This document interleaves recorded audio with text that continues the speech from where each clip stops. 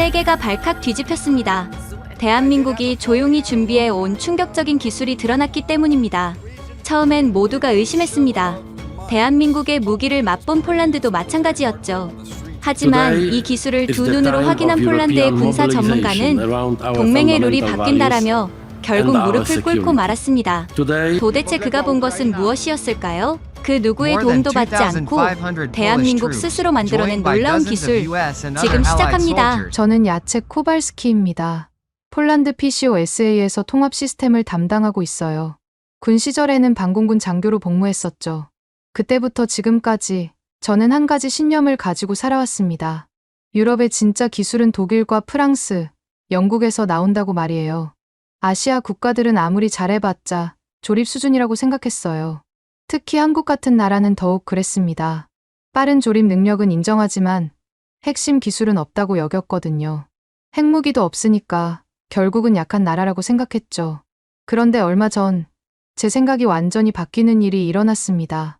폴란드 키엘체에서 열린 MSPO 국제방산전시회에서였어요. 그날 아침부터 날씨가 쌀쌀했습니다. 가을이 시작되는 느낌이었죠. 전시장에 들어서니 여느 때와 다름없이 익숙한 풍경이 펼쳐졌어요.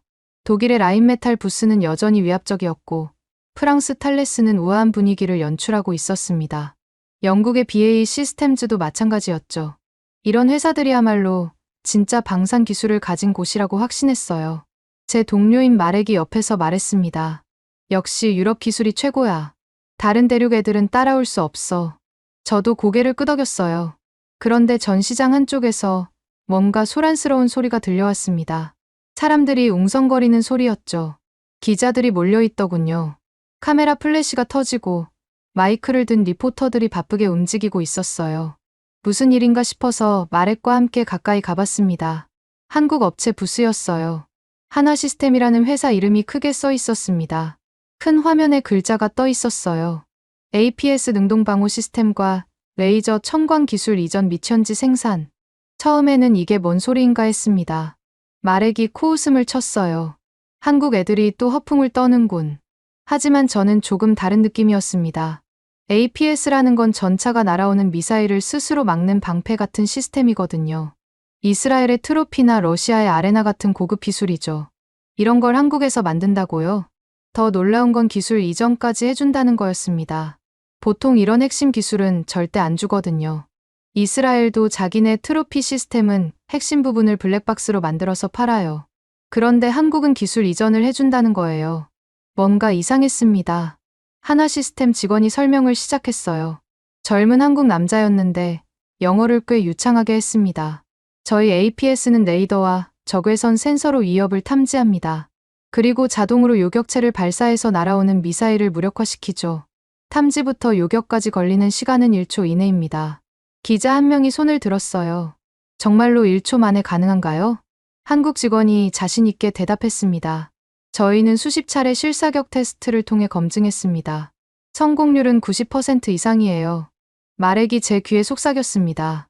허풍이야. 이스라엘 트로피도 90%까지는 안 되는데. 하지만 한국 직원의 표정은 진지했어요. 거짓말하는 사람의 표정이 아니었습니다. 옆 부스를 보니 천무 딥스트라이크라는 영상이 나오고 있었어요. 거대한 스크린에서 미사일이 하늘을 가로지르는 모습이 보였습니다. 500km까지 날아가는 장거리 미사일이라더군요. CTM-500이라는 이름의 순항미사일과 LPGW라는 정밀유도탄이었습니다. 영상 속에서는 미사일이 500km를 날아가서 움직이는 표적을 정확히 맞추고 있었어요. 마지막에 시커 화면까지 보여주더라고요. 표적을 끝까지 쫓아가서 정확히 명중시키는 장면이었습니다. 이걸 보는 순간 좀 당황스러웠습니다. 우리 폴란드가 지금 가지고 있는 장거리 무기는 기껏해야 300km 정도거든요. 영국의 스톰 섀도우가 250km, 미국의 ATACMS가 300km 정도죠. 그런데 한국은 500km짜리를 만들었다는 거예요. 마렉이 다시 중얼거렸습니다. 그냥 시험용일 거야. 실전에서는 다를 거라고. 하지만 저는 뭔가 다른 느낌이 들었어요. 한국 사람들의 자신감이 심상치 않았거든요. 독일 기자 한 명이 질문했습니다. 핵심 기술까지 정말 주는 거냐고요. 그러면 한국은 뭘 남기냐는 거였죠. 한화시스템 직원이 차분하게 대답했어요. 저희는 파트너십을 믿습니다. 현지화와 기술 이전을 통해 폴란드가 자체적으로 생산할 수 있도록 돕겠습니다. 그래야 진짜 동맹이 되는 거 아니겠어요? 이 말을 듣는 순간 조금 놀랐습니다. 보통 방산 업체들은 기술을 최대한 감추려고 하거든요. 그래야 계속 돈을 벌 수 있으니까요. 그런데 한국은 기술까지 주겠다는 거예요. 이때 제 옆에 있던 다른 동료가 중얼거렸습니다. 한국은 포장만 잘해. 유럽 표준하고도 안 맞을 거야. 저도 속으로 그렇게 생각했어요. 아무리 그래도 핵심 소스 코드나 알고리즘까지 줄 리는 없을 거라고 말이에요. 하지만 뭔가 이상했습니다. 보통 이런 전시회에서는 그럴듯한 말만 하고 끝나거든요. 구체적인 계약 이야기는 나중에 조용히 하는 게 상례죠.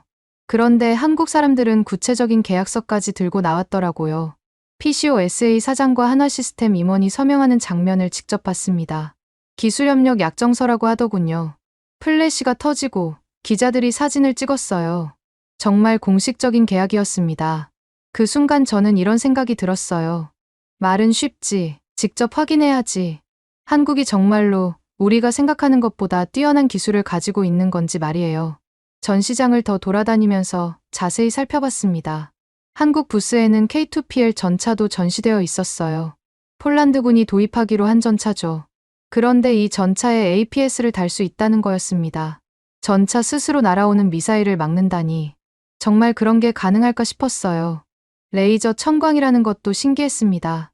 하늘에서 날아오는 드론을 레이저로 떨어뜨린다는 거예요.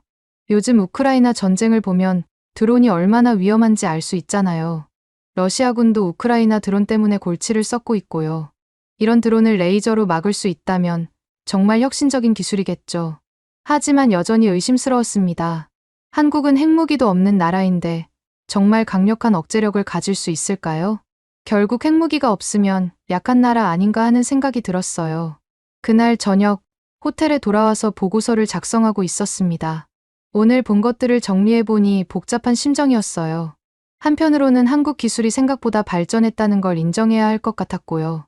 다른 한편으로는 여전히 의구심이 들었습니다. 과연 실전에서도 그런 성능을 낼 수 있을까 하는 의문이었죠. 그때 전화가 왔습니다. 합참에서였어요. 내일 아침에 긴급 브리핑이 있다고 하더군요. 한국과의 협력권에 대해 논의할 게 있다는 거였어요. 상급자 목소리가 꽤 진지했습니다. 중요한 안건인 것 같았어요. 저는 그때까지도 별로 기대하지 않았습니다. 그냥 형식적인 협력 정도일 거라고 생각했어요. 하지만 다음날 아침에 들은 이야기는 제 예상과 완전히 달랐습니다. 브리핑룸에 들어서니 분위기가 심상치 않았어요. 장성 한 분이 직접 나와서 브리핑을 하시더라고요. 한국에 직접 가서 현지화와 통합이 진짜 가능한지 확인하라는 지시였어요. 단순한 시찰이 아니라 철저한 검증을 해오라는 거였습니다. 기술적으로 정말 가능한 일인지, 우리 폴란드군에 도움이 될 수 있는지를 말이에요. 특히 APS와 레이저 천광, 그리고 딥스트라이크 시스템을 직접 보고 평가하라고 하셨습니다. 저는 그 순간 좀 복잡한 기분이었습니다. 한편으로는 한국 기술에 대한 호기심이 생겼어요. 정말로 우리가 생각하는 것보다 뛰어난 걸까 하는 궁금증 말이에요. 하지만 다른 한편으로는 여전히 회의적이었습니다. 아무리 그래도 핵무기 없는 나라가 진짜 강력한 억제력을 만들 수 있을까 하는 의문이 들었거든요. 장성께서 마지막에 이렇게 말씀하셨어요. 포발스키 소령, 이번 출장이 우리 폴란드의 미래를 좌우할 수 있네. 객관적이고 냉정하게 평가해서 보고하게. 그렇게 저는 한국행 비행기에 몸을 맡기게 되었습니다. 과연 이 여행이 저에게 어떤 변화를 가져다 줄지는 그때까지도 전혀 예상하지 못했어요. 지금 돌이켜보면 그때가 제 인생의 전환점이었다고 할 수 있을 것 같습니다. 한국행 비행기를 타기 전에 먼저 바르샤바 합참에서 상세한 브리핑을 받아야 했습니다. 그날 아침 일찍 합참 브리핑룸에 도착했어요. 평소보다 분위기가 심각했습니다. 여러 부서 참모들이 모여 있었고 국회 보좌관까지 참석했더라고요. 이런 경우는 정말 중요한 안건일 때만 있거든요. 브리핑을 시작하자마자 큰 화면에 지도가 떠올랐습니다. 폴란드를 중심으로 한 동유럽 지역 지도였어요. 그런데 이 지도를 보는 순간 가슴이 답답해졌습니다. 칼리닝그라드에서 폴란드를 향해 빨간 화살표들이 쏟아지고 있었거든요. 벨라루스 쪽에서도 마찬가지였습니다. 화살표마다 숫자가 적혀 있었어요.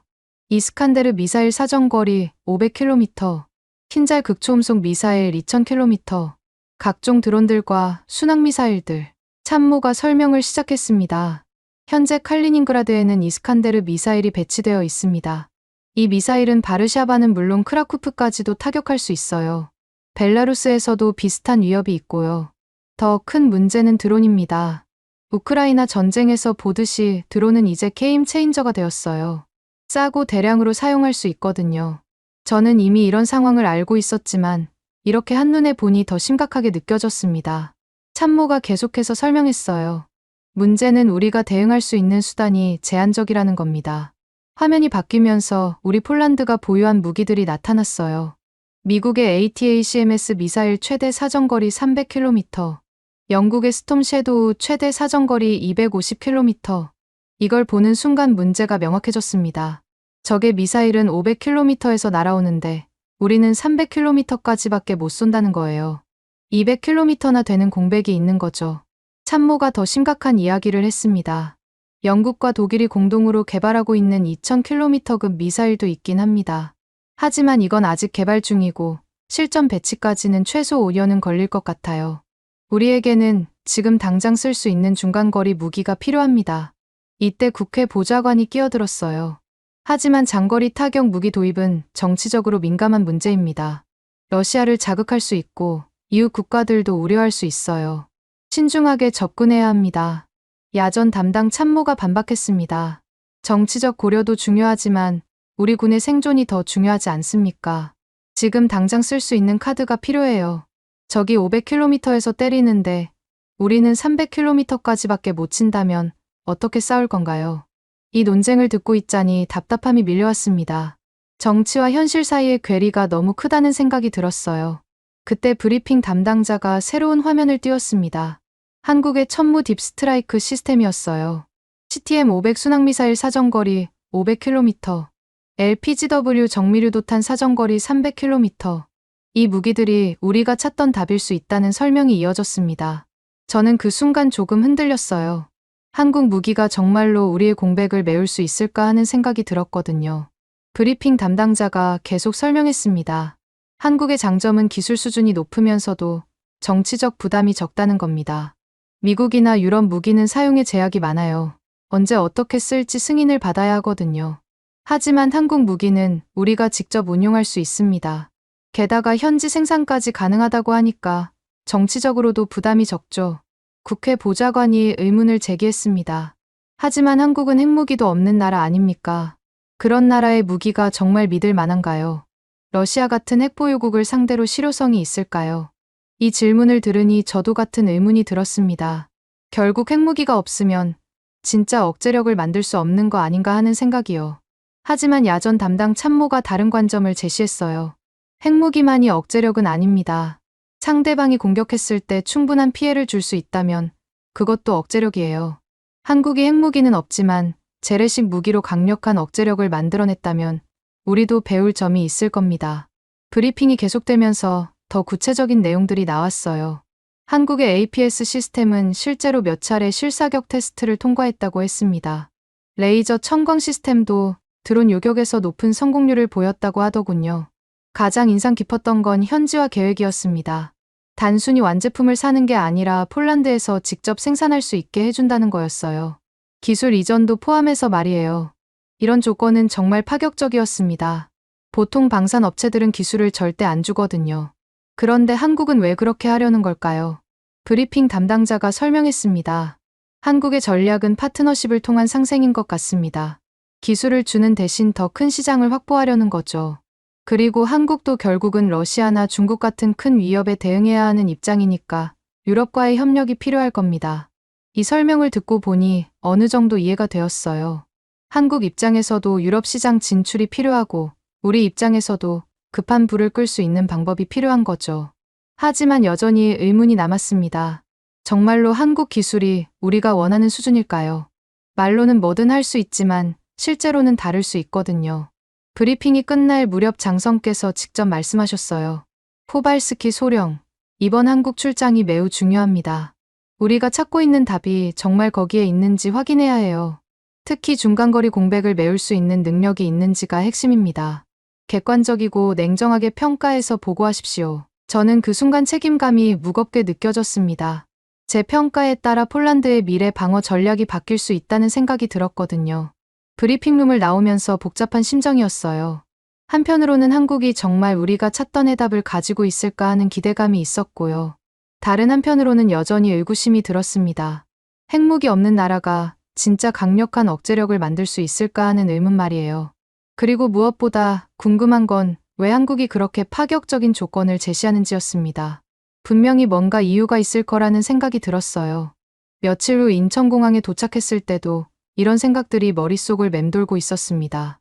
과연 한국에서 제가 찾고 있는 답을 얻을 수 있을까요? 공항에서 한화시스템 직원들이 저를 맞이했어요. 젊고 똑똑해 보이는 사람들이었습니다. 이들과 대화해보니 자신감이 넘쳤어요. 하지만 저는 여전히 조심스러웠습니다. 말과 현실은 다를 수 있거든요. 직접 확인해봐야 알 수 있는 일이었죠. 호텔에 도착해서 첫 번째 일정표를 받았습니다. 내일부터 본격적인 기술 검증이 시작된다고 하더군요. 과연 한국의 딥스트라이크 시스템이 우리의 중간거리 공백을 메울 수 있을지 제가 직접 확인해봐야겠다는 다짐을 했습니다. 한국에서의 첫 번째 본격적인 회의는 서울과 대전을 오가는 합동 워크숍 형태로 진행되었습니다. 아침 일찍 서울의 한화시스템 본사에서 시작되었어요. 회의실에 들어서니 꽤 많은 사람들이 기다리고 있었습니다. 한화시스템 엔지니어들, PCOSA 직원들, 그리고 법무팀과 보안팀까지 이렇게 많은 사람이 모이는 걸 보니 정말 진지하게 접근하고 있다는 느낌이 들었어요. 한화시스템의 김 과장이라는 분이 브리핑을 시작했습니다. 오늘은 APS와 레이저 청광 시스템에 대해 상세히 설명드리겠습니다. 그리고 PCOSA의 기존 시스템과 어떻게 통합할 수 있는지도 보여드릴게요. 큰 화면에 APS 시스템 구조도가 나타났습니다. 생각보다 복잡한 시스템이더라고요. 레이더 센서, 적외선 센서, 광학 센서가 각각 다른 역할을 하고 있었어요. 김 과장이 설명을 계속했습니다. 먼저 레이더가 접근하는 물체를 탐지합니다. 그러면 적외선 센서가 그 물체의 열신호를 분석해요. 동시에 광학 센서가 형태를 파악하죠. 이 세 가지 정보를 종합해서 위협인지 아닌지 판단합니다. 위협으로 판단되면 자동으로 요격체를 발사해서 무력화시키는 거예요. 전체 과정이 1초 이내에 끝납니다. 이 설명을 듣고 있는데 옆에 앉은 PCO 엔지니어가 질문했어요. 오탑률은 어느 정도인가요? 아군 항공기나 새 같은 걸 잘못 판단할 수도 있잖아요. 김 과장이 자신 있게 대답했습니다. 저희는 인공지능 알고리즘을 사용해서 오탑률을 최소화했습니다. 수천 번의 테스트를 통해 학습시켰거든요. 현재 오탑률은 0.5% 이하입니다. 이 말을 듣고 조금 놀랐어요. 0.5%라는 건 거의 완벽에 가깝다는 뜻이거든요. 하지만 여전히 의구심이 들었습니다. 실제 전장에서도 그럴까요? 다음으로 레이저 청광 시스템 설명이 이어졌어요. 화면에 드론을 격추하는 영상이 나왔습니다. 레이저가 드론을 향해 발사되자 몇 초 만에 드론이 떨어지더라고요. 정말 신기한 광경이었습니다. 엔지니어가 설명했어요. 저희 레이저는 출력을 조절할 수 있습니다. 작은 드론에는 낮은 출력으로, 큰 드론에는 높은 출력으로요. 그래서 효율적으로 운용할 수 있어요. 그리고 탄약 걱정이 없으니까 계속 사용할 수 있죠. PCO 엔지니어가 또 질문했습니다. 날씨가 나쁠 때는 어떻게 하나요? 비가 오거나 안개가 끼면 레이저 효과가 떨어질 텐데요. 하나 엔지니어가 준비된 답변을 했어요. 물론 기상 조건의 영향은 받습니다. 하지만 저희는 보조 시스템을 준비했어요. 날씨가 나쁠 때는 레이더와 카메라를 활용한 다른 방법으로 대응합니다. 완전히 무력화되는 건 아니에요. 이런 설명들을 듣고 있자니 생각보다 잘 준비되어 있다는 느낌이 들었어요. 하지만 가장 중요한 건 통합 문제였습니다. 아무리 좋은 시스템이라도 우리 기존 장비와 연결이 안 되면 소용없거든요. 김 과장이 새로운 화면을 띄웠습니다. K2PL 전차와 PCOSA의 전자광학 장비를 연결하는 도표였어요. 저희는 개방형 연결 방식을 사용합니다. API라고 하는 표준 연결 규칙을 써서 다른 장비와 쉽게 연결할 수 있어요. PCO의 카메라나 센서도 바로 연결 가능합니다. 이 말을 듣고 조금 관심이 생겼어요. 보통 방산 장비들은 각각 다른 방식으로 만들어져서 연결하기 어렵거든요. 그런데 표준 방식을 쓴다면 확실히 편할 거예요. 하지만 여전히 의심스러운 부분이 있었습니다. 제가 질문했어요. 핵심 소프트웨어는 안 보여준다고요. 그러면 나중에 문제가 생겼을 때 우리가 직접 고칠 수 없잖아요. 결국 한국에 의존해야 하는 거 아닌가요? 이 질문을 하자 회의실 분위기가 조금 경직되었어요. 핵심을 찌르는 질문이었거든요. 보안팀 직원이 나서서 대답했습니다. 소스 코드 전체를 공개할 수는 없습니다. 하지만 대신 다른 방법을 제공해 드릴게요. 시험용 모의 장비와 연결 규칙, 그리고 실시간 로그를 모두 드릴 겁니다. 문제가 생기면 어디서 발생했는지 바로 알 수 있어요. 그리고 폴란드에서 직접 정비할 수 있도록 교육도 해드립니다. 이 설명을 들어도 여전히 납득이 안 되었어요. 결국 블랙박스 방식이잖아요. 속이 어떻게 돌아가는지 모르는 상태로 쓰라는 거네요. 제가 다시 물었습니다. 그럼 정말로 우리가 원하는 대로 작동할 수 있다는 걸 어떻게 증명하시겠어요? 말로만 하면 믿을 수 없거든요. 김 과장이 자신 있게 말했습니다. 직접 테스트해 보시죠. 지금 여기서 바로 해볼 수 있어요. 그러면서 회의실 한쪽에 있던 장비를 가리켰어요. 모의 APS 시스템이 설치되어 있었습니다. 그리고 PCOSA의 카메라 장비도 준비되어 있더라고요. 정말 미리 준비한 거였어요. PCO 엔지니어가 자신들의 카메라를 연결했습니다. 케이블을 꽂자마자 하나 시스템의 화면에 PCO 카메라 영상이 나타났어요. 정말 바로 연결되더라고요. 김 과장이 시연을 시작했습니다. 이제 모의 표적을 날려보겠습니다. 작은 드론 모형이 카메라 앞을 지나갔어요. 그러자 즉시 APS 시스템이 반응했습니다. 경고음이 울리고 화면에 표적이 잡혔다는 표시가 나타났어요. 요격 준비 완료라는 메시지도 떴습니다. 전체 과정이 정말 1초도 안 걸렸어요. 이걸 보는 순간 조금 놀랐습니다. 정말로 바로 작동하더라고요. PCO 엔지니어도 감탄했어요. 생각보다 반응이 빠르네요. 우리 카메라랑도 잘 맞는 것 같고요. 하지만 저는 여전히 조심스러웠습니다. 이건 그냥 시험용이잖아요. 실제 전장에서는 어떨지 모르거든요. 김 과장이 제 마음을 읽은 듯 말했습니다. 물론 이건 모의 시험입니다. 하지만 실제 시스템도 똑같은 방식으로 작동해요.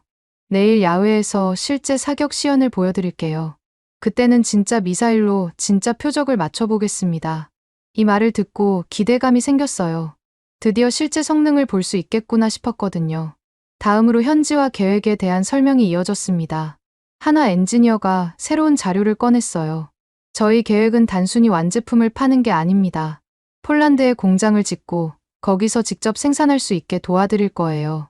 핵심 부품들도 폴란드에서 만들 수 있도록 기술을 이전해드립니다. 그리고 폴란드 군이 직접 정비하고 운용할 수 있게 교육도 할 겁니다. 이 설명을 듣고 솔직히 놀랐어요. 이 정도로 파격적인 조건을 제시하는 건 처음 봤거든요. 보통 방산 업체들은 기술을 최대한 감추려고 하는데 말이에요. 제가 의문을 제기했습니다. 왜 그렇게까지 해주시는 거예요? 한국에는 손해 아닌가요? 김 과장이 진지하게 대답했습니다. 저희는 장기적인 파트너십을 원합니다. 일회성 거래가 아니라 계속 함께 발전해 나가고 싶어요. 그러려면 폴란드가 독립적인 능력을 갖춰야 한다고 생각해요. 그래야 진짜 동맹이 되는 거 아니겠습니까?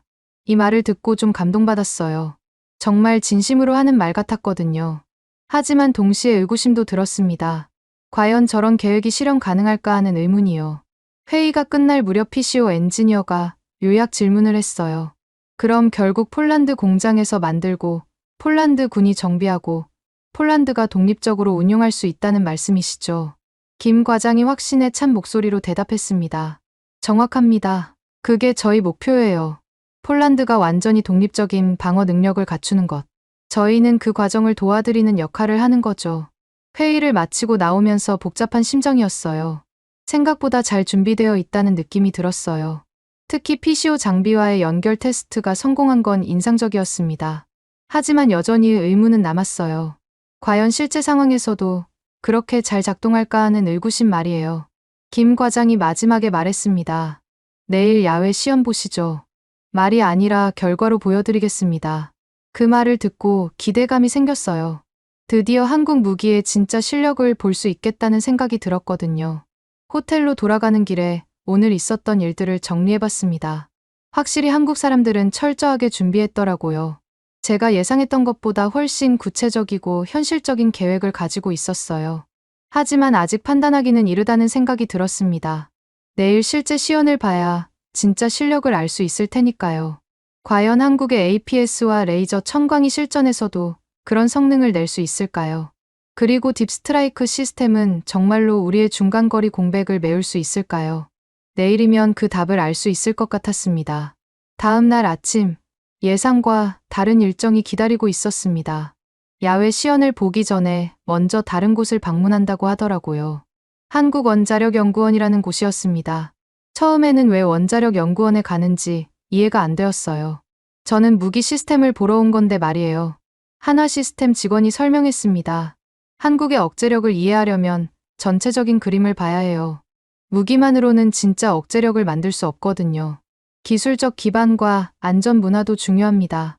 솔직히 이 설명도 잘 이해가 안 되었어요. 핵무기도 없는 나라가 무슨 억제력을 말하는 건지 의문이었거든요.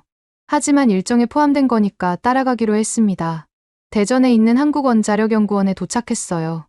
생각보다 큰 규모였습니다. 여러 개의 연구동이 있었고 보안도 철저하더라고요. 입구에서부터 신분 확인을 여러 번 받았어요. 박진우 박사라는 분이 저희를 맞이했습니다. 중년의 차분한 인상을 가진 분이었어요. 영어도 유창하게 하시더라고요. 박 박사가 말했습니다. 오늘은 한국의 원자력 기술 현황을 보여드리겠습니다. 우리가 어떤 능력을 가지고 있는지 아시면 한국의 억제력을 이해하는 데 도움이 될 거예요. 첫 번째로 간 곳은 APR 1400 원자로 관제실이었습니다. 거대한 화면들이 벽면을 가득 채우고 있었어요. 각종 수치들이 실시간으로 업데이트되고 있었습니다. 박 박사가 설명을 시작했어요. 이것은 우리가 개발한 APR 1400 원자로의 운영 현황입니다. 현재 국내외에서 가동 중이거나 건설 중인 것이 10여 기가 넘어요. 특히 아랍에미리트의 바라카 원전은 우리 기술로 지은 겁니다. 화면에 나타난 데이터를 보니 정말 놀라웠어요. 무사고 운영 기록이 수천 일을 넘어가고 있었거든요. 박 박사가 계속 설명했습니다. 가장 중요한 건 안전성입니다. 우리는 후쿠시마 사고 이후 더욱 엄격한 안전 기준을 적용했어요. 2중 3중의 안전장치가 있고 모든 절차가 체크리스트로 관리됩니다. 점검표를 보여주시는데 정말 세밀했어요. 매 시간, 매일, 매주, 매월 해야 할 점검 항목들이 빼곡히 적혀 있었습니다. 이 정도로 철저하게 관리한다면 확실히 안전할 것 같았어요. 저는 그런데 한 가지 의문이 들었습니다. 박사님, 그런데 이것과 억제력은 무슨 관계가 있나요? 원자력 발전소는 평화적 이용 아닌가요? 박 박사가 의미심장하게 웃으시더라고요. 물론 평화적 이용이 목적입니다. 하지만 이런 기술을 가지고 있다는 것 자체가 의미가 있어요. 누구나 우리가 어떤 능력을 가지고 있는지 알 수 있거든요. 이 말을 듣고도 여전히 이해가 안 되었어요. 결국 핵무기를 만들지 않으면 의미가 없는 거 아닌가 싶었거든요. 다음으로 간 곳은 한화로 연구용 원자로였습니다. 이곳은 더욱 인상적이었어요. 원자로 내부를 직접 볼 수 있는 관람창이 있었거든요. 푸른 빛이 신비롭게 빛나고 있었습니다. 박 박사가 설명했어요. 이 한화로 원자로는 의료용 동위원소를 생산합니다. 암 치료에 쓰이는 방사성 물질들이요. 그리고 각종 소재 연구에도 활용해요. 반도체나 항공 소재 개발에 꼭 필요한 시설입니다. 원자로 주변을 둘러보니 정말 복잡한 시설들이 많았어요. 각종 실험 장비들과 분석 기기들이 빼곡히 들어서 있었습니다. 이 정도 규모의 연구, 시설을 운영한다는 것 자체가 대단해 보였어요. 하지만 여전히 억제력과의 연관성은 잘 모르겠더라고요. 마지막으로 간 곳이 가장 인상적이었습니다. K스타라는 인공태양 장치였어요. 거대한 도너 모양의 기계가 있었습니다. 박 박사가 자랑스럽게 말했어요. 이것은 핵융합 실험 장치입니다. 1억 도의 플라즈마를 만들어서 인공태양을 구현하는 거예요. 최근에는 3분 28초 동안 플라즈마를 유지하는 세계 기록을 세웠습니다. 1억 도라는 숫자를 듣고 깜짝 놀랐어요. 태양 중심부보다 더 뜨거운 온도라고 하더라고요. 그런 걸 인공적으로 만들 수 있다니 정말 대단했습니다. 박 박사가 계속 설명했어요. 핵융합은 미래의 에너지원입니다. 석유나 석탄 같은 화석연료를 대체할 수 있어요. 그리고 핵분열과 달리 방사성 폐기물도 거의 나오지 않고요. 이런 기술을 연구한다는 건 정말 미래지향적이라는 생각이 들었어요. 하지만 여전히 제 의문은 해결되지 않았습니다. 모든 시설을 다 둘러본 후 박 박사와 개별 면담 시간을 가졌어요. 저는 솔직하게 질문했습니다. 박사님, 이 모든 기술들이 인상적이긴 합니다. 하지만 한국은 핵무기가 없잖아요. 핵무기 없는 나라가 무슨 억제력을 말할 수 있나요? 결국 러시아나 중국 같은 핵보유국 앞에서는 무력한 거 아닌가요? 박 박사가 잠시 생각하시더니 천천히 대답하셨어요. 좋은 질문입니다. 많은 사람들이 그렇게 생각하죠. 하지만 핵무기만이 억제력은 아닙니다. 상대방이 공격을 망설이게 만드는 모든 것이 억제력이에요. 저는 여전히 이해가 안 되었어요. 그럼 한국의 억제력은 뭔가요? 핵무기도 없으면서 어떻게 억제력을 만든다는 건가요? 박 박사가 중요한 말씀을 하셨습니다. 우리는 만들지 않기로 했을 뿐, 만들 실력은 있습니다. 이 한마디가 제게는 충격이었어요. 만들지 않기로 했을 뿐, 만들 실력은 있다. 그 말의 의미가 점점 이해되기 시작했습니다. 박 박사가 계속 설명하셨어요. 오늘 보신 기술들을 생각해 보세요. 우라늄 농축 기술, 재처리 기술, 핵융합 기술. 이 모든 걸 가지고 있으면서 평화적으로만 사용하고 있어요. 하지만 전 세계가 우리 능력을 알고 있습니다. 만약 정말 필요하다면 얼마든지 다른 선택을 할 수 있다는 것도요. 이 설명을 듣고 나니 뭔가 다른 관점이 보이기 시작했어요. 확실히 한국은 핵무기를 만들 기술적 능력을 충분히 가지고 있더라고요. 그런데 그걸 만들지 않고 있는 거예요. 이것 자체가 어떤 메시지일 수 있겠다는 생각이 들었습니다. 박 박사가 더 구체적으로 설명해 주셨어요. 억제력이라는 건 상대방의 계산을 바꾸는 겁니다. 공격했을 때 얻을 이익보다 잃을 것이 더 크다고 생각하게 만드는 거죠. 그런 계산에는 여러 요소가 들어가요. 군사적 보복 능력, 경제적 파급 효과, 국제적 고립 등등. 그리고 무엇보다 상대방이 예측하지 못하는 반응을 할 수 있다는 가능성이요. 이 말을 듣고 조금씩 이해가 되기 시작했어요. 한국이 지금까지 평화적으로만 핵 기술을 사용해왔지만 만약 정말 위험한 상황이 온다면 다른 선택도 할 수 있다는 거죠. 그리고 그런 능력이 있다는 걸 모두가 알고 있다는 것. 박 박사가 마지막으로 말씀하셨어요. 진짜 강한 나라는 힘을 함부로 쓰지 않는 나라입니다. 힘이 없어서가 아니라 필요하지 않아서 안 쓰는 거예요. 그런 절제력과 안전 문화가 진정한 억제력이라고 생각해요. 이 말을 듣고 나니 뭔가 깨달음 같은 게 있었어요. 억제는 무기만이 아니군요. 실력과 문화도 포함이죠. 박 박사가 고개를 끄덕이셨어요. 정확합니다. 한국은 그런 방식의 억제력을 선택한 거예요. 무력으로 위협하는 대신 능력을 보여주면서 평화를 유지하는 방식으로요. 연구원을 떠나면서 제 생각이 많이 바뀌었다는 걸 느꼈어요. 처음에는 핵무기 없는 나라는 약한 나라라고 생각했었거든요. 하지만 한국을 보니 다른 방식의 강함이 있더라고요. 기술적 능력은 충분히 가지고 있으면서도 그걸 평화적으로만 사용하는 것. 이것 자체가 어떤 메시지이고 억제력일 수 있다는 생각이 들었어요. 차 안에서 한화시스템 직원이 물어봤어요. 어떠셨어요? 좀 이해가 되셨나요? 저는 솔직하게 대답했습니다. 생각보다 인상적이었어요. 한국이 가진 기술적 기반이 이 정도일 줄은 몰랐거든요. 확실히 핵무기만이 억제력은 아니라는 걸 느꼈습니다. 하지만 여전히 한 가지 의문은 남았어요. 아무리 기술적 능력이 뛰어나도 실제 현장에서 쓰이는 무기가 중요하잖아요. 내일 야외 시연에서 그 부분을 확인해 봐야겠다고 생각했습니다. 호텔로 돌아오는 길에 오늘 본 것들을 정리해봤어요. 한국의 원자력 기술 수준은 정말 세계적이더라고요. 안전 문화도 철저했고 미래 기술에 대한 투자도 인상적이었어요. 무엇보다 박 박사의 말이 계속 머릿속에 맴돌았습니다. 만들지 않기로 했을 뿐, 만들 실력은 있다. 이런 자신감이 어디서 나오는 걸까요? 그리고 이런 기술적 기반 위에서 만들어진 무기들은 과연 어떨까요? 내일 드디어 한국 무기의 실제 성능을 볼 수 있을 것 같았습니다. 과연 원자력 기술만큼이나 인상적일까요? 그래도 현장 무기는 야전에서 증명해야 합니다. 아무리 기술적 기반이 훌륭해도 실제 무기가 제대로 작동하지 않으면 소용없으니까요. 내일이 진짜 중요한 날이 될 것 같다는 생각이 들었습니다. 다음 날 아침, 저는 한화시스템의 통합 시뮬레이션 센터로 안내받았습니다. 건물 내부는 거대한 작전실 같았어요. 벽면 전체가 스크린으로 되어 있었고 수십 개의 콘솔이 배치되어 있었습니다. 마치 영화에서 보던 미래형 지휘소 같았어요. 저를 안내한 이 과장이 설명을 시작했어요. 여기서는 한국의 모든 무기 체계를 통합 운용하는 시뮬레이션을 진행합니다. 육해공군의 장비들이 하나의 네트워크로 연결되어 작동하는 거예요. 큰 화면에 한반도 전체 지도가 나타났습니다. 곳곳에 다양한 무기 체계들이 표시되어 있었어요. K2PL 전차, KF-21 전투기, 현무 미사일, 세종대왕급 구축함. 이 과장이 콘솔 앞에 앉으면서 말했어요. 지금부터 가상의 위협 상황을 만들어 보겠습니다. 북쪽에서 미사일과 전투기가 동시에 침입하는 시나리오예요. 화면에서 붉은색 점들이 나타나기 시작했어요. 그러자 즉시 한국의 무기 체계들이 반응하기 시작했습니다.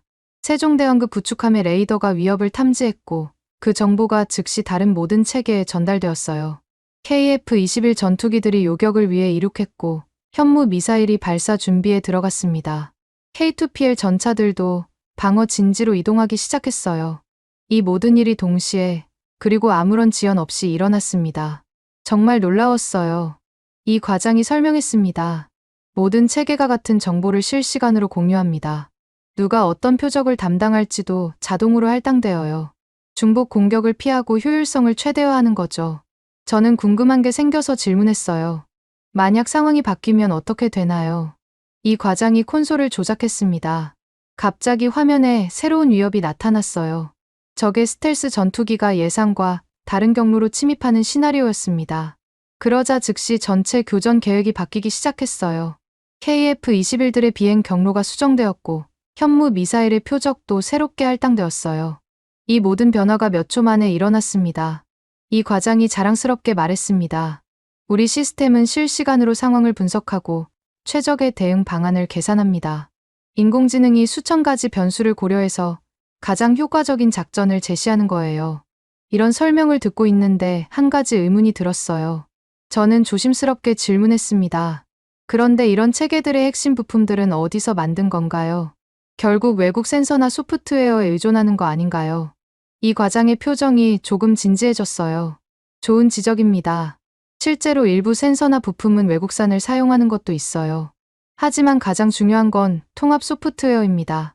이건 완전히 우리가 만든 거예요. 그러면서 콘솔의 설정을 바꾸기 시작했어요. 지금 외국산 센서들을 모두 차단하고 국산 모듈로만 운용해 보겠습니다. 화면에서 일부 센서들이 회색으로 바뀌었어요.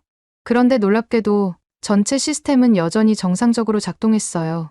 국산 센서들과 레이더들이 그 역할을 대신하고 있었습니다. 정보 전달에도 지연이나 누락이 없었어요. 이 과장이 설명했습니다. 핵심은 모든 정보를 하나로 통합하는 능력입니다. 센서 하나하나는 외국 것을 쓸 수도 있어요. 하지만 그 정보들을 모아서 분석하고 판단하는 건 우리 기술이에요. 이 설명을 듣고 무릎을 쳤어요. 중요한 건 개별 부품이 아니라 전체를 조율하는 능력이었습니다. 저는 더 구체적으로 물어봤습니다. 그럼 만약 전쟁이 나서 외국 부품 공급이 중단되어도 문제없다는 말씀인가요?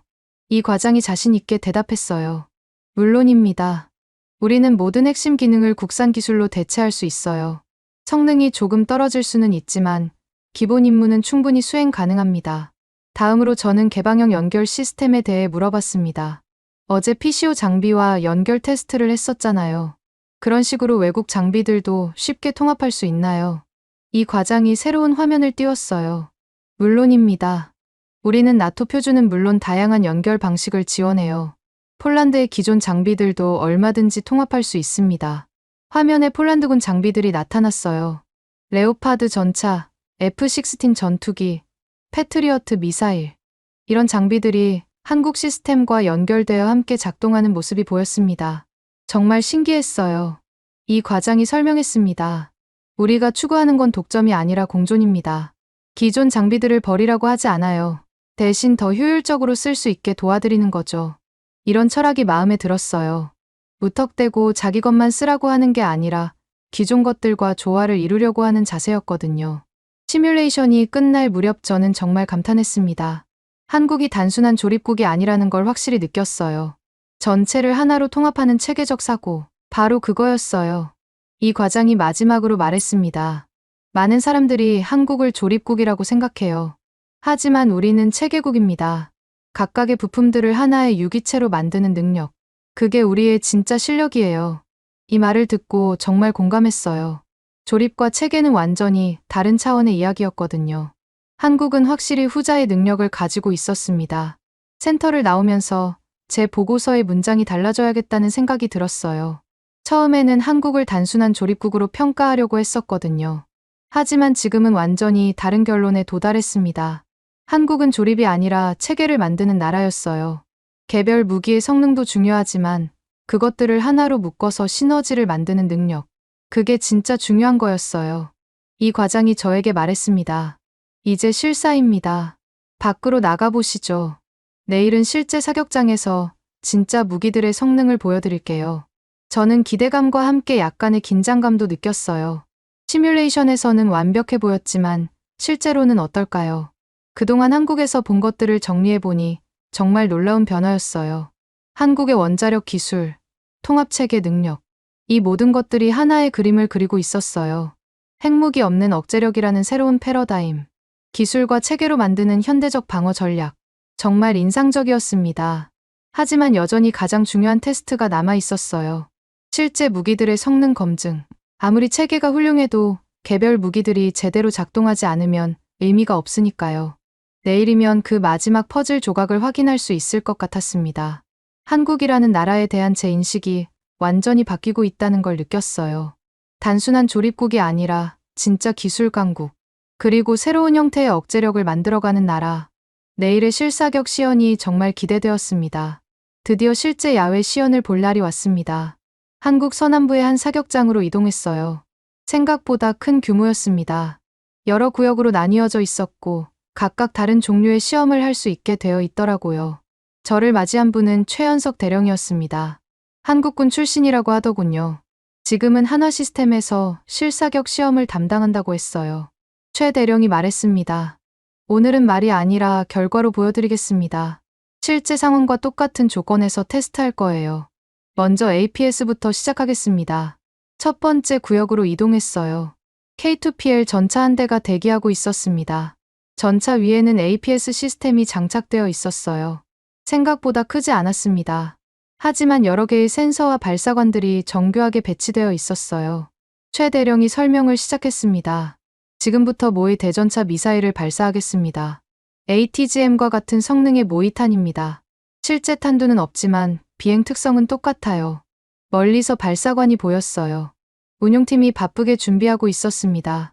최 대령이 무전기를 들었어요. 발사 준비 완료. 시작하겠습니다. 쾅하는 소리와 함께 모의 미사일이 발사되었어요. 육안으로는 잘 보이지 않았지만 화면으로는 확인할 수 있었습니다.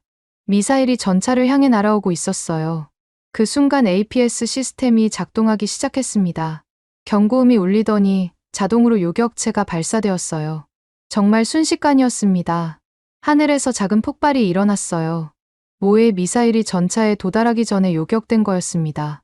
최 대령이 자랑스럽게 말했습니다. 탐지부터 요격까지 0.8초였습니다. 성공적으로 무력화되었어요. 저는 정말 놀랐어요. 1초도 안 걸렸거든요. 그런데 더 놀라운 건 그 다음이었어요. 운용팀이 요격 잔해를 회수해왔습니다. 그리고 전차 주변의 피해 상황을 점검했어요. 최 대령이 데이터를 보여주었습니다. 요격 지점은 전차에서 15m 떨어진 곳이었어요. 파편 중 일부가 전차까지 날아왔지만 장갑에는 손상이 없었습니다. 승무원 생존율은 98%로 계산됩니다. 이런 구체적인 수치를 보니 더욱 신뢰가 갔어요. 단순히 막았다는 게 아니라 얼마나 안전하게 막았는지까지 알 수 있었거든요. 연속으로 2번 더 테스트했는데 모두 성공이었습니다. 다음은 레이저 첨광 시스템 차례였어요. 다른 구역으로 이동했습니다. 트럭 위에 장착된 레이저 시스템이 있었어요. 레이더와 카메라, 그리고 레이저 발사기가 하나의 시스템으로 구성되어 있었습니다. 최 대령이 설명했어요. 이번에는 드론 떼를 상대로 테스트하겠습니다. 실제 전장에서처럼 여러 대가 동시에 들어오는 상황이에요. 하늘에서 웅웅거리는 소리가 들렸어요. 작은 드론들이 5대 정도 날아오고 있었습니다. 서로 다른 방향에서 동시에 접근하고 있었어요. 레이저 시스템이 즉시 반응했습니다. 첫 번째 드론을 향해 보이지 않는 레이저가 발사되었어요. 몇 초 후 드론이 연기를 내며 떨어졌습니다. 그러자 즉시 2번째 드론으로 목표를 바꿨어요. 이것도 몇 초 만에 격추되었습니다. 이런 식으로 5대 모두 순서대로 떨어뜨렸어요. 정말 놀라운 광경이었습니다. 최 대령이 설명했어요. 전체 과정이 30초도 안 걸렸습니다. 탄약 재장전은 필요 없고 전력만 있으면 계속 사용할 수 있어요. 운용비도 기존 미사일 대비 10분의 1 수준입니다. 이런 경제성까지 고려하면 정말 혁신적인 무기라는 생각이 들었어요. 저는 어제부터 궁금했던 걸 물어봤습니다. 비가 오면 어떻게 하나요? 레이저 효과가 떨어질 텐데요. 최 대령이 준비된 답변을 했어요. 좋은 질문입니다. 실제로 보여드리죠. 인공적으로 물을 뿌리기 시작했어요. 비가 오는 상황을 만든 거였습니다. 그러자 레이저의 효과가 눈에 띄게 떨어졌어요. 드론을 격추하는데 시간이 더 오래 걸렸습니다. 하지만 최대령이 다른 모드로 전환했어요. 날씨가 나쁠 때는 보조 시스템을 사용합니다. 레이더와 카메라로 정확한 위치를 파악해서 짧은 시간에 집중 조사하는 방식이에요.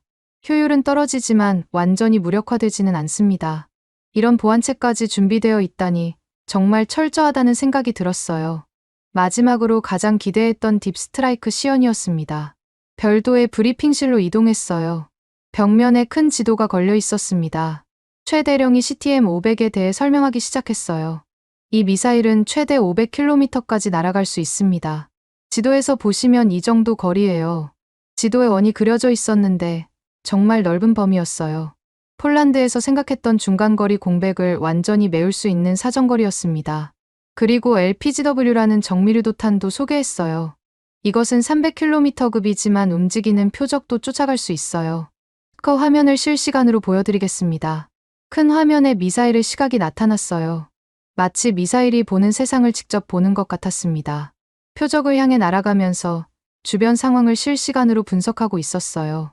중간에 표적이 이동하자 미사일도 경로를 수정했습니다. 끝까지 쫓아가서 정확히 명중하는 장면이 나왔어요. 정말 인상적이었습니다. 하지만 저는 한 가지 우려가 있었어요. 이런 장거리 타격 무기는 정치적으로 민감한 문제 아닌가요? 자칫하면 주변국들이 위협으로 받아들일 수도 있을 텐데요. 최 대령이 진지하게 대답했어요. 맞습니다. 그래서 엄격한 절차를 마련했어요. 이 무기는 방어적 억제 목적으로만 사용됩니다. 그리고 사용하려면 반드시 두 사람의 승인이 필요해요. 대통령과 국방부 장관이 동시에 승인해야만 발사할 수 있습니다. 이런 안전장치까지 마련되어 있다니 안심이 되었어요. 강력한 무기를 가지고 있지만 함부로 쓰지 않겠다는 의지를 보여주는 거니까요. 모든 시연을 마치고 나니 감회가 새로웠어요. 한국이 정말로 강력한 무기 체계를 가지고 있다는 걸 확인했거든요. 최 대령이 마지막으로 정리해 주었습니다. 보시다시피 우리는 방패와 긴 손을 모두 가지고 있습니다. APS와 레이저로 방어하고 딥스트라이크로 멀리까지 타격할 수 있어요. 이것이 바로 한국식 억제력입니다. 저는 그 순간 정말 확신이 들었어요. 방패로 막고 긴 손으로 멀리 누른다. 폴란드가 고민하던 중간거리 공백이 완전히 메워진다는 걸 느꼈습니다. 핵무기가 없어도 이렇게 강력한 억제력을 만들 수 있구나 하는 생각이 들었어요. 사격장을 떠나면서 저는 중요한 결정을 했습니다. 나토 본부에 보낼 보고서 초안을 수정하기로 한 거예요. 원래는 동맹 표준 유지라는 문장을 넣으려고 했었거든요. 기존 유럽 무기 체계와의 호환성을 강조하려던 거였어요. 하지만 지금은 그런 제약이 필요 없다고 생각했습니다. 한국 무기 체계가 충분히 독립적인 가치를 가지고 있었거든요. 오히려 기존 틀에 맞추려고 하는 게 더 손해일 수도 있다는 생각이 들었어요. 호텔로 돌아와서 보고서를 다시 작성하기 시작했습니다. 한국은 핵무기는 없지만 기술과 산업, 안전 문화로 억제력을 만들었다. APS와 레이저 청광은 전차와 하늘을 지키는 새 표준이 될 수 있다. 딥스트라이크는 유럽의 중간거리 공백을 지금 당장 메울 해법이다. 폴란드는 한국과 현지화로 스스로 지키는 힘을 키울 수 있다. 이런 내용들로 보고서를 채워나갔어요. 처음 한국에 왔을 때와 비교하면 완전히 다른 결론이었습니다. 그때는 한국을 조립국 정도로 생각했었거든요. 하지만 지금은 확신할 수 있었어요. 한국은 새로운 형태의 강국이라고 말이에요. 핵무기에 의존하지 않으면서도 강력한 억제력을 만든 나라. 기술과 체계, 그리고 절제력으로 무장한 현대적 강국. 바로 그런 나라였습니다. 내일은 마지막 일정이 남아 있었어요. 한국의 역사와 문화를 보는 시간이라고 하더군요. 과연 거기서는 또 어떤 깨달음을 얻을 수 있을까요? 하지만 이미 제 결론은 정해졌습니다. 한국과의 협력은 폴란드에게 분명히 도움이 될 거라고 확신했어요. 마지막 날 일정은 예상과 달랐습니다. 기술시설이 아니라 전쟁기념관을 방문한다고 하더라고요. 처음에는 왜 이런 곳에 가는지 이해가 안 되었어요. 한화시스템 직원이 설명했습니다. 한국의 억제력을 제대로 이해하려면 이 나라 사람들의 정신을 알아야 해요. 기술만으로는 진짜 강함을 만들 수 없거든요. 사람들의 의지와 준비된 마음이 더 중요합니다. 용산에 있는 전쟁기념관에 도착했어요. 웅장한 건물이었습니다. 입구에서부터 엄숙한 분위기가 느껴졌어요. 관람객들도 조용히 둘러보고 있었습니다. 젊은 학생들부터 나이 든 어르신들까지 다양한 연령대가 함께 있었어요. 전시관 안내원이 저희를 맞이했습니다. 중년의 여성분이었는데 차분하면서도 확신에 찬 목소리였어요. 한국전쟁 전시관부터 시작하겠습니다. 이곳에서 우리나라가 어떻게 어려움을 극복했는지 보실 수 있어요. 첫 번째 전시실에 들어서니 당시 상황을 재현한 모형들이 있었어요. 폐허가 된 서울, 피난 가는 사람들, 전투 장면들. 정말 처참한 모습이었습니다. 안내원이 설명을 시작했어요. 1950년, 우리는 모든 걸 잃었습니다. 도시는 폐허가 되었고 산업시설은 파괴되었어요. 하지만 포기하지 않았습니다. 사진들을 보니 정말 참혹했어요. 서울 시내가 완전히 폐허가 되어 있었거든요. 그런데 신기한 건 사람들의 표정이었어요. 절망적인 상황인데도 뭔가 의연한 모습이 보였습니다. 안내원이 계속 말했어요. 중요한 건 우리가 선택한 방식입니다. 우린 겁이 아니라 준비로 버텼습니다. 외국 도움도 받았지만 스스로 일어서려고 노력했어요. 교육을 통해 인재를 키우고 기술을 발전시켰습니다. 다음 전시실에서는 경제 발전 과정을 보여주고 있었어요. 1960년대부터 시작된 놀라운 변화였습니다. 농업 국가에서 산업 국가로, 다시 기술 강국으로, 불과 몇십 년 만에 이룬 변화라니 정말 대단했어요. 특히 인상적이었던 건 교육에 대한 투자였습니다. 가난한 상황에서도 학교를 짓고 인재를 키웠더라고요. 안내원이 자랑스럽게 말했어요. 우리 부모 세대는 정말 대단했어요. 자신들은 굶어도 자녀들은 교육시켰거든요. 그 덕분에 지금의 한국이 있는 겁니다. 이 말을 듣고 뭉클했어요. 어려운 상황에서도 미래를 위해 투자한 거였거든요. 현재를 희생해서라도 다음 세대를 준비시킨 거죠. 마지막 전시실에서는 현재의 한국군을 소개하고 있었어요. 첨단 무기들과 훈련 모습들이 전시되어 있었습니다. 그런데 가장 눈에 띈 건 슬로건이었어요. 자주국방, 스스로 지키는 나라.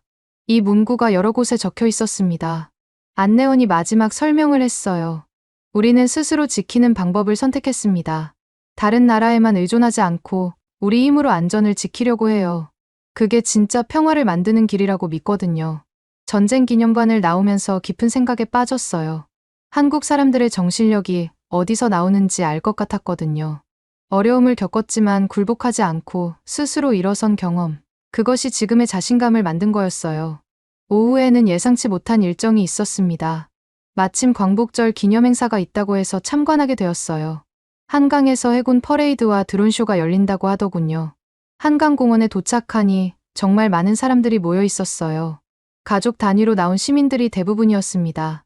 특히 할아버지와 손자가 함께 온 모습이 인상적이었어요. 할아버지들은 한국전쟁을 겪은 세대일 텐데 손자들은 첨단 기술 시대에 태어난 세대잖아요. 하지만 함께 행사를 보면서 즐거워하고 있었습니다. 퍼레이드가 시작되었어요. 한국 해군의 최신 함정들이 한강을 따라 지나갔습니다. 세종대왕급 구축함도 보였고 잠수함도 있었어요. 시민들이 박수를 치면서 환호했습니다. 제 옆에 있던 할아버지가 손자에게 말했어요. 저 배들이 우리나라를 지켜주는 거야. 할아버지가 젊었을 때는 저런 게 없어서 많이 힘들었단다. 손자가 신기한 듯 물어봤어요. 할아버지, 그때는 정말 무서웠어요. 할아버지가 잠시 생각하시더니 대답했습니다. 무섭긴 했지만 포기하지 않았어. 우리가 열심히 살아서 너희들이 이렇게 평화롭게 살 수 있는 거야. 이런 대화를 듣고 있자니 가슴이 뭉클해졌어요. 세대를 이어가며 나라를 지켜온 사람들의 이야기였거든요. 해가 질 무렵 드론쇼가 시작되었습니다. 하늘에 수백 대의 드론이 떠올랐어요. 태극기 모양을 만들기도 하고 평화의 비둘기를 그리기도 했습니다. 가장 인상적이었던 건 마지막 장면이었어요. 드론들이 한글로 메시지를 만들었거든요. 평화, 통일, 희망. 이 글자들이 하늘에 떠 있는 모습을 보니 정말 감동적이었어요. 주변 사람들도 모두 환호하고 있었습니다. 행사가 끝나고 집으로 돌아가는 사람들을 보면서 느꼈어요. 이 사람들의 마음속에는 특별한 무언가가 있구나 하고 말이에요. 전쟁의 아픔을 겪었지만 그것을 딛고 일어선 강인함. 그리고 평화를 향한 간절한 바람. 이런 것들이 한국의 진짜 힘이 아닐까 싶었습니다. 한화시스템 직원과 함께 호텔로 돌아가는 길에 대화를 나눴어요. 저는 솔직하게 말했습니다. 오늘 정말 많은 걸 느꼈어요. 한국 사람들의 정신이 어떤 건지 알 것 같습니다. 기술도 중요하지만 그걸 만들어내는 사람들의 마음이 더 중요하네요. 직원이 고개를 끄덕였어요. 맞습니다. 우리가 첨단 무기를 만드는 이유도 전쟁을 하려는 게 아니에요. 평화를 지키려는 거죠. 힘이 있어야 평화도 지킬 수 있다고 믿거든요. 이 말이 제 마음에 깊이 와 닿았어요. 폴란드도 비슷한 역사를 가지고 있거든요. 여러 차례 외침을 받았지만 굴복하지 않고 독립을 쟁취한 나라. 솔리다리티 운동으로 자유를 되찾은 경험. 그런 점에서 한국과 폴란드는 통하는 부분이 많다는 생각이 들었어요. 호텔 방에서 하루를 정리하면서 독백했습니다. 폴란드도 연대로 버텼지. 이 감정, 낯설지 않다. 어려운 상황에서도 굴복하지 않고 스스로 일어서려는 의지. 그런 정신이야말로 진짜 억제력의 바탕이 아닐까 싶었어요. 그때 브뤼셀에서 전화가 왔습니다. 나토 본부에서였어요. 최종 의견을 달라는 연락이었습니다. 저는 이제 확신을 가지고 대답할 수 있었어요. 한국과의 협력은 폴란드에게 분명히 도움이 될 거라고 말이에요. 기술적인 면에서만이 아니라 정신적인 면에서도 배울 점이 많다고요. 내일은 마지막 브리핑을 위해 브뤼셀로 돌아가야 했습니다. 한국에서의 일주일이 정말 빨리 지나갔어요. 처음 왔을 때와 지금은 완전히 다른 사람이 된 것 같았습니다. 한국에 대한 편견도 사라졌고 새로운 관점을 얻었거든요. 핵무기가 없어도 강한 나라가 될 수 있다는 것. 기술과 정신력이 합쳐지면 놀라운 일을 할 수 있다는 것. 그리고 진짜 강한 나라는 힘을 함부로 쓰지 않는 나라라는 것. 이런 깨달음들을 얻은 소중한 시간이었습니다. 내일 브뤼셀에서 발표할 내용들이 머릿속에서 정리되고 있었어요. 한국은 분명히 폴란드의 새로운 파트너가 될 수 있을 거라는 확신이 들었습니다. 한국에서 돌아온 다음 주, 브뤼셀에 있는 나토 본부에서 최종 브리핑이 열렸습니다. 생각보다 많은 사람들이 참석했어요. 각국 참모들뿐만 아니라 기자들까지 와 있었습니다. 한국과 폴란드의 협력 문제가 그만큼 관심을 받고 있다는 뜻이었죠. 저는 브리핑 자료를 정리하면서 지난 일주일을 되돌아봤어요. 처음 한국에 갔을 때와 지금의 제 생각이 얼마나 달라졌는지 새삼 놀라웠습니다. 그때는 한국을 단순한 조립국 정도로 여겼었거든요. 핵무기도 없으니까 결국 약한 나라라고 생각했었고요. 하지만 지금은 완전히 다른 결론에 도달했습니다. 브리핑룸에 들어서니 긴장감이 돌았어요. 여러 나라 대표들이 저를 주목하고 있었습니다. 제 발표가 폴란드의 미래 방어 전략을 좌우할 수 있다는 부담감도 있었고요. 하지만 동시에 확신도 있었어요. 한국에서 본 것들이 너무나 인상적이었거든요. 사회자가 저를 소개했습니다. 폴란드 PCOSA의 야체 코발스키 소령입니다. 한국의 방산 기술과 협력 가능성에 대해 브리핑하겠습니다. 저는 마이크 앞에 섰습니다. 그리고 처음 한국에 대해 가졌던 편견부터 솔직하게 이야기했어요. 일주일 전만 해도 저는 회의적이었습니다. 한국이 과연 유럽에 도움이 될 만한 기술을 가지고 있을까 의구심이 들었거든요. 핵무기도 없는 나라가 무슨 억제력을 만들 수 있을까 싶었고요. 하지만 직접 보고 나니 생각이 완전히 바뀌었습니다. 첫 번째 슬라이드를 띄웠어요. 한국은 핵무기는 없지만 기술과 산업, 안전 문화로 억제력을 만들었습니다. 이것이 제가 내린 첫 번째 결론입니다. 한국원자력연구원에서 본 것들을 설명했어요. APR 1400 원자로의 안전 기록, 하나로 연구로의 첨단 기술, K스타 핵융합 장치의 놀라운 성과. 이 모든 것들이 한국의 기술적 역량을 보여주는 증거라고 강조했습니다. 특히 박진우 박사의 말씀을 인용했어요.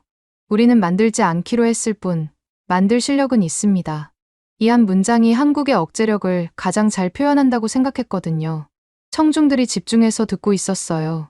몇몇은 고개를 끄덕이기도 했습니다. 두 번째 슬라이드로 넘어갔어요. APS와 레이저 청광은 전차와 하늘을 지키는 새 표준이 될 수 있습니다. 실제 시연에서 본 장면들을 설명했어요. 1초 이내에 날아오는 미사일을 요격하는 APS의 놀라운 반응 속도, 드론 5대를 30초 만에 모두 격추한 레이저 청광의 효율성, 그리고 무엇보다 PCOSA의 기존 장비와 즉시 연결되었던 호환성, 이런 구체적인 사실들을 제시하니 청중들의 반응이 달라졌어요. 처음에는 의구심 가득했던 표정들이 점점 관심으로 바뀌고 있었습니다. 프랑스 대표가 질문했어요. 하지만 핵심 기술은 공개하지 않는다고 하지 않았나요? 결국 블랙박스 아닙니까? 저는 준비된 답변을 했습니다. 물론 모든 소스 코드를 공개하지는 않습니다. 하지만 시험용 장비와 연결 규칙, 실시간 로그를 모두 제공해요. 그리고 폴란드에서 직접 정비하고 운용할 수 있도록 완전한 교육을 해준다고 약속했습니다. 실제로 현장에서 테스트해봤는데 문제없이 작동했어요. 세 번째 슬라이드가 가장 중요했어요. 딥 스트라이크는 유럽의 중간거리 공백을 지금 당장 메울 해법입니다. 지도를 보여주면서 설명했어요. 현재 우리가 가진 무기는 최대 300km까지입니다. 하지만 러시아의 위협은 500km에서 날아와요. 이 200km 공백이 바로 우리의 취약점입니다. 한국의 CTM-500 순항미사일은 정확히 이 공백을 메워줍니다. LPGW 정밀도탄은 움직이는 표적도 끝까지 추적할 수 있고요. 독일 대표가 끼어들었어요. 하지만 영국과 독일이 공동 개발 중인 2000km급 미사일도 있지 않습니까? 굳이 한국 무기가 필요한가요? 저는 핵심을 찔렀습니다. 그 프로젝트는 완성까지 최소 5년은 걸립니다. 지금 당장 필요한 건 5년 후가 아니라 내년에 쓸 수 있는 무기예요. 한국 무기는 이미 완성되어 있고 즉시 도입 가능합니다. 청중들이 웅성거리기 시작했어요. 제 논리에 설득당하고 있는 것 같았습니다. 마지막 슬라이드를 띄웠어요. 폴란드는 한국과 현지화를 통해 스스로 지키는 힘을 키울 수 있습니다. 이것이 가장 중요한 포인트라고 강조했어요. 단순히 무기를 사는 게 아니라 폴란드에서 직접 생산할 수 있게 해준다는 점. 기술 이전을 통해 우리가 독립적인 능력을 갖출 수 있다는 점. 그리고 우리 땅에서 만들고 고칠 수 있다는 점. 이런 조건들은 다른 어떤 나라도 제시하지 못한 파격적인 제안이라고 설명했습니다. 영국 대표가 회의적인 목소리로 물었어요. 그런데 한국이 왜 그렇게까지 해주려는 건가요? 뭔가 숨은 의도가 있는 거 아닙니까? 저는 한국에서 느꼈던 진정성을 전달하려고 노력했어요. 저도 처음에는 그런 의구심이 있었습니다. 하지만 직접 만나보니 한국의 철학을 알 수 있었어요. 독점이 아니라 공존을 추구하는 거였습니다. 파트너십을 통한 상생을 믿고 있어요. 그리고 한국도 결국 큰 위협에 대응해야 하는 입장이니까 유럽과의 협력이 필요한 거죠. 브리핑이 끝날 무렵 분위기가 많이 바뀌어 있었어요. 처음에는 회의적이었던 사람들도 관심을 보이기 시작했습니다. 질의응답 시간에 여러 질문이 나왔어요. 대부분 구체적인 협력 방안에 대한 것들이었습니다. 이미 한국과의 협력을 전제로 한 질문들이었죠. 마지막에 저는 개인적인 소감을 덧붙였어요. 일주일 전만 해도 저는 한국을 조립국 정도로 생각했습니다. 하지만 지금은 확신할 수 있어요. 한국은 새로운 형태의 강국입니다. 핵무기에 의존하지 않으면서도 강력한 억제력을 만든 나라, 기술과 체계, 그리고 절제력으로 무장한 현대적 강국. 폴란드가 배워야 할 것들이 많은 나라라고 생각합니다. 박수가 터져나왔어요. 생각보다 좋은 반응이었습니다. 브리핑이 끝나고 여러 대표들이 개별적으로 찾아왔어요. 더 자세한 이야기를 듣고 싶다는 사람들이었습니다. 특히 발트 3국 대표들이 관심을 보였어요. 우리와 비슷한 지정학적 위치에 있는 나라들이었거든요. 기자들도 몰려왔어요. 한국과의 협력이 구체적으로 언제 시작되는지, 어떤 절차로 진행되는지 궁금해했습니다. 저는 최대한 성의껏 답변했어요. 하지만 구체적인 일정은 정치적 결정이 필요한 사안이라고 했습니다. 호텔로 돌아와서 하루를 정리하면서 뿌듯했어요. 제 브리핑이 많은 사람들에게 새로운 관점을 제시했다는 느낌이 들었거든요. 한국에 대한 편견을 깨뜨리는데 조금이나마 기여했다는 생각도 들었고요. 무엇보다 폴란드의 미래 안보에 도움이 될 만한 제안을 할 수 있었다는 게 의미 있었어요. 그날 밤 제 휴대폰에 한국에서 메시지가 왔어요. 한화시스템 김 과장에게서였습니다. 브리핑 소식을 들었다고 정말 고맙다는 내용이었어요. 그리고 언제든 폴란드에서 필요하면 도움을 주겠다는 약속도 있었습니다. 저는 답장을 보냈어요. 저야말로 고맙습니다. 한국에서 정말 많은 걸 배웠어요. 앞으로도 좋은 파트너가 되었으면 합니다. 창밖을 보니 브뤼셀의 밤이 깊어가고 있었어요. 유럽의 중심지에서 한국이라는 먼 나라를 생각하니 감회가 새로웠습니다. 지구 반대편에 있지만 우리와 비슷한 고민을 하고 비슷한 해답을 찾고 있는 나라. 그리고 그 해답을 함께 나누고 싶어하는 나라. 바로 그런 나라였어요. 며칠 후 폴란드 정부에서 공식 발표가 있었습니다. 한국과의 방산 협력을 본격적으로 추진한다는 내용이었어요. 제 브리핑이 그 결정에 영향을 미쳤다는 소식도 들었습니다. 정말 뿌듯했어요. 지금 돌이켜보면 한국에서의 일주일이 제 인생을 바꾼 시간이었던 것 같습니다. 편견을 깨뜨리고 새로운 관점을 얻은 소중한 경험이었어요. 그리고 무엇보다 깨달았습니다. 핵보다 무서운 건 전쟁을 멈추게 하는 방패와 긴 손이라는 것을. 한국이 보여준 그 방패와 긴 손이 폴란드에게도 유럽에게도 새로운 희망이 될 수 있을 거라는 확신을 갖게 되었습니다. 여러분은 지금 어디에서 이 이야기를 듣고 계신가요? 댓글로 적어주시면 감사드리겠습니다. 지금까지 감동을 더하다였습니다.